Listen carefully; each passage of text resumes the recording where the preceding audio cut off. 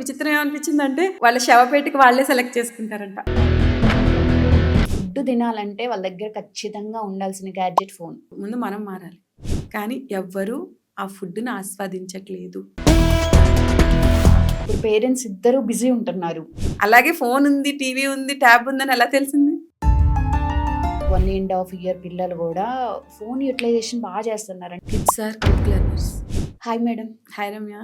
ఈ మధ్య కాలంలో పిల్లలు వాళ్ళు ఫుడ్ తినాలంటే వాళ్ళ దగ్గర ఖచ్చితంగా ఉండాల్సిన గ్యాడ్జెట్ ఫోన్. ఓకే.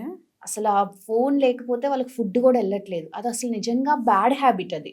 కానీ పేరెంట్స్ కూడా ఆ హ్యాబిట్ నుండి చేయించలేకపోతున్నారు. ఎందుకంటే ఎడిక్ట్ అయిపోయారు. మ్యాక్సిమం 80% ఆఫ్ ది కిడ్స్ అదే పనిలో ఉన్నారు. అసలు ఎలా మార్చుకోవాలంటారు ఈ హ్యాబిట్ని? ఆ హ్యాబిట్ ముందు మనం మారాలి. ఆ హ్యాబిట్ చేసింది ఎవరు? Parents obviously. అసలు ఇప్పుడు అందరూ ఎలా తింటున్నారు భోజనం? ఇంతకుముందు డైనింగ్ టేబుల్ మీద కూర్చొని అందరు చక్కగా కబుర్లు చెప్పుకొని తినేవారు. అవును. ఎవరికి ఏది ఇష్టమో డిస్కస్ చేసుకునేవారు. వీళ్ళకి ఇది ఇష్టం, అది ఇష్టం అని. ఇప్పుడు ఎలా తింటున్నారు? అందరూ సోఫాలో కూర్చొని తింటున్నారు, టీవీ చూస్తూ తింటున్నారు. పెద్దోళ్ళు అయితే టీవీ చూస్తూ తింటున్నారు, పిల్లలు ఫోన్ చూస్తూ తింటున్నారు. అంతే తేడా. పిల్లలకి మనం తినిపిస్తున్నాం, పెద్దోళ్ళు వాళ్ళకి వాళ్ళే చేత్తో తింటున్నారు. కానీ ఎవ్వరూ ఆ ఫుడ్ని ఆస్వాదించట్లేదు, ఆ టేస్ట్ని ఆస్వాదించట్లేదు. అది ఒంటికి సరిగా పట్టదు. ఇప్పుడు నువ్వు అబ్జర్వ్ చేస్తే మ్యాక్సిమం ఒబెసిటీతో బాధపడుతున్నారు, జబ్బులతో బాధపడుతున్నారు, నెగటివ్ ఎనర్జీ, స్ట్రెస్, వీటన్నింటితో బాధపడుతున్నారు. మరి ఇంతకుముందు అవన్నీ లేవే. నాకు ఇప్పటికీ గుర్తు, మేము వీలైనంత వరకు మా ఫ్యామిలీ మెంబర్స్ అందరం కలిసి కూర్చొని, మాకు అప్పట్లో డైనింగ్ టేబుల్స్ లేవు, కింద పీటలు వేసుకొని కంచాలు పెట్టుకుని తినేవాళ్ళం. కానీ అందరం ఒకే దగ్గర కూర్చొని కబుర్లు చెప్పుకుంటూ తినేవాళ్ళం. సమ్మర్ అయితే ఇంకా పండగే. ఆరు బయట వాటర్ వేసి తడిపేసి చల్లారి పెట్టుకొని నేలని, దాని మీద చేపలు దుప్పట్లు వేసుకుని పడుకునేవాళ్ళం. అసలు ఆ రోజులు మళ్ళీ రావు. మరి అప్పుడు అంత ఎంజాయ్ చేశాను లైఫ్ని. బోర్ అన్న పదం నాకు ఈ రోజుకి తెలియదు రమ్య. కానీ ఇప్పుడు పిల్లలు కావచ్చు, పెద్దలు కావచ్చు, ఎంత డబ్బున్నా, ఎన్ని విలాసాలున్నా బోర్ బోర్ బోర్ అంటారు. ప్రాబ్లం ఎక్కడుంది? Mind set. అంటే ఎంగేజ్ చేయలేకపోతున్నారు పిల్లల్ని. ఇప్పుడు పేరెంట్స్ ఇద్దరు బిజీ ఉంటున్నారు. వాళ్ళు ఈవినింగ్ ఎప్పుడు 7కి వస్తారు. మరి నేను చేస్తున్నాను, నేను ఎంగేజ్ చేస్తున్నాను. మా పిల్లలు వస్తారు కదా, చూస్తావు కదా నువ్వు, వాళ్ళు ఎప్పుడైనా బోర్ అంటారా? వాళ్ళకి సెలవు అనుకో, నాతో పాటు వచ్చేస్తారు. మోస్ట్లీ ఉండదు, ఉంటే నాతో పాటు వచ్చేస్తారు. ఆర్ఎల్స్ ఐ ఎంగేజ్. స్విమ్మింగ్ జాయిన్ చేశా, బ్యాడ్మింటన్ జాయిన్ చేశా, సమ్మర్ క్యాంప్ నేనే ఓన్గా కండక్ట్ చేశా.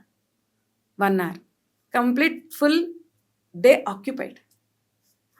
హాలిడేస్ అయిపోయినాయి, ఈరోజు నుంచి క్లాస్ స్టార్ట్ అయిపోయింది, హ్యాపీగా వెళ్ళిపోయారు.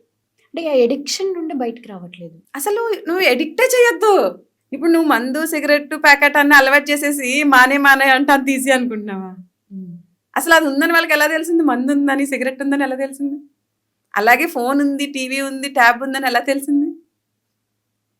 మనం చూసాం, మనం కొన్నాం, అందుకే వాళ్ళు ఫాలో అవుతున్నారు. అసలు అదన్నది లేకపోతే మనం బతకలేదా ఇంతకుముందు? ఇప్పుడు కూడా నువ్వు అబ్జర్వ్ చేస్తే నా ఫోన్ నా దగ్గర ఉందా? అది ఎక్కడో ఉంటుంది. నేను ఎవరికైనా కాల్ చేయాలనుకున్నప్పుడు, లేదు ఎవరైనా నాకు కాల్ చేయాలనుకున్నప్పుడు కాల్ చేస్తారు. కొంతమంది ఫోన్ రింగ్ అవుతుంటే హడావిడి పడిపోతారు. నేను ఫోన్ క్యాబిన్లో వదిలేసి వచ్చాను, నాకు అసలు దాని మీద కూడా లేదు. ఎవరైనా కాల్ చేసినా మిస్డ్ కాల్ పడుతుంది, నెమ్మదిగా చూసుకు చేస్తాను. నేనేం డాక్టర్ని కాదు, నేను ఫోన్ ఎత్తకపోతే అక్కడేం ప్రాణాలు పోవు. ఒక 5 నిమిషాలు లేట్గా అయినా రెస్పాండ్ అవుతా. ఇందులో ఇంకో ఫెసిలిటీ ఉంది, నేను రెస్పాండ్ అవ్వలేదనుకో, నేను ఏదో మీటింగ్లోనో ఎక్కడో ఉన్నాను అని అర్థం. ఇమీడియట్గా నా టీంకి కాల్ వెళ్తాను, వాళ్ళు రిజాల్వ్ చేసేస్తారు. నేను తిరిగి కాల్ బ్యాక్ చేసేసరికి 90% రిజాల్వ్ అయిపోయి ఉంటుంది. ఓకే. సో ముందు ఆ గ్యాడ్జెట్స్కి ఎడిక్ట్ అవ్వడం మాని లైఫ్ని ఎంజాయ్ చేయడం నేర్చుకోండి. అప్పుడు లైఫ్ చాలా బాగుంటుంది. ఇంకోటి, అసలు అదొక ప్రౌడ్ మూమెంట్ లాగా ఫీల్ అవుతున్నారు పేరెంట్స్ కూడా. 1 year బాబు, 1.5 year పిల్లలు కూడా ఫోన్ యూటిలైజేషన్ బాగా చేస్తున్నారు. అంటే వాళ్ళకి వేరే మాటలు కూడా రాని టైంలో యూట్యూబ్ ఓపెన్ చేసుకుంటారు, ఇన్స్టా ఓపెన్ చేసుకుంటారు. ఆ యూజింగ్ అనేది బాగా వస్తుంది వాళ్ళకి. దాన్ని ప్రౌడ్గా ఫీల్ అవ్వకుండా అందరికీ చెప్పుకుంటారు కూడా, మా బాబు బాగా వాడుతున్నాడు ఫోన్ అని. నా దగ్గర ఆన్సర్ ఉంది. Kids are quick learners. కిడ్స్కి నువ్వు చిన్నప్పుడు 5 years లోపు ప్రపంచంలో ఉన్న భాషలన్నీ నేర్పించినా నేర్చుకుంటాడు. రామాయణ మహాభారత భగవద్గీతలు ఏదైనా నేర్చుకుంటారు. నువ్వు కొంతమందిని అబ్జర్వ్ చేస్తే సూపర్ కిడ్స్, మా పిల్లలు మేమేం చెప్తే అది చెప్పేస్తున్నారని సంబరపడిపోతారు. మీ పిల్లలే కాదు, ప్రపంచంలో ఏ పిల్లలైనా చెప్తారు. కాకపోతే ముందు మనకు రావాలి కదా నేర్పించడానికి. సో కిడ్స్ ఫస్ట్ అంత లెర్నింగే ఉంటుంది. నువ్వు ఏది చెప్పినా టప్ప టప్ప టప్ప నేర్చుకుంటావు. నువ్వు చిన్నప్పుడు శుక్లాంబరదనం నేర్చుకున్నావా? జనగణమన నేర్చుకున్నావా? రోజు చదువుతావా? లేదు. గుర్తుందా? గుర్తుంది. ఎందుకు? చిన్నప్పుడు నేర్పించారు కాబట్టి. అలా నువ్వు చిన్నప్పుడు ఎన్ని వీలైతే అన్ని నేర్పించవచ్చు పిల్లలకి. నీకు ఓపిక ఉండాలి, టైం ఉండాలి. నేను అందరికీ చెప్పేది ఏంటంటే, డబ్బు వెనక పరిగెత్తకండి. పిల్లల్ని కన్నారా అంటే వాళ్ళు మీ రెస్పాన్సిబిలిటీ. ఆ రెస్పాన్సిబిలిటీ తీసుకునేలా ఉంటేనే పిల్లల్ని కనండి, లేకపోతే కనకండి. ప్రపంచంలో చాలా జనాభా ఉంది. నువ్వు దేశ సేవ చేయాలంటే ఉద్ధరించు వాళ్ళందరినీ. అంతేగాని పిల్లల్ని కానీ వాళ్ళని అలా వదిలేయకండి. ఓకే. నువ్వు ప్రాపర్ టైం ఇవ్వాలి వాళ్ళకి. డబ్బు కాదు ఇచ్చేది, డబ్బు వాళ్ళు కూడా సంపాదించుకుంటారు. ఏదో ఒక సినిమాలో డైలాగ్ ఉంటుంది, కోట్లు సంపాదించినా కొడుకు ఇవ్వలేదు, కోట్లు సంపాదించి స్టామినా ఇచ్చాను అంటాడు. ఆ డైలాగ్ బాగా నచ్చింది నాకు. అవును. నువ్వు అది ఇవ్వాలి పిల్లలకి, ఆ కాన్ఫిడెన్స్ ఇవ్వాలి. డబ్బు ఈ రోజు ఉంటుంది, రేపు పోతుంది. నువ్వు డబ్బు సంపాదించి ఇస్తే అది పోతే వాడికి ఏం చేయాలో అర్థం కాదు, రోడ్ల మీదకి వస్తాడు. అదే డబ్బే ఎలా సంపాదించాలి అన్నది ఆ కాన్ఫిడెన్స్ నువ్వు ఇచ్చావంటే ఎక్కడైనా బతికేస్తాడు. మెయిన్ యూఎస్లో నేను నేర్చుకున్నది ఏంటంటే, పిల్లలు చదువుకునేటప్పటి నుంచి పార్ట్ టైం చేస్తారు. వాళ్ళు పిల్లలకి చాలా టైం ఇస్తారు. 3 o'clock ఆఫీస్ క్లోజ్ చేసేస్తారు. 3 నుంచి నైట్ 9-10 వరకు పిల్లలతోనే ఉంటారు. పార్కులకి వెళ్తారు, ఆడుకుంటారు, బాగా ఆడతారు. I learn many things. Abroad వెళ్ళినప్పుడల్లా నేను ఇవి నేర్చుకుంటా. ప్రాంతాలు చూస్తాం, ఆ మాత్రం ప్రాంతాలు మనకి ఇక్కడ లేవా?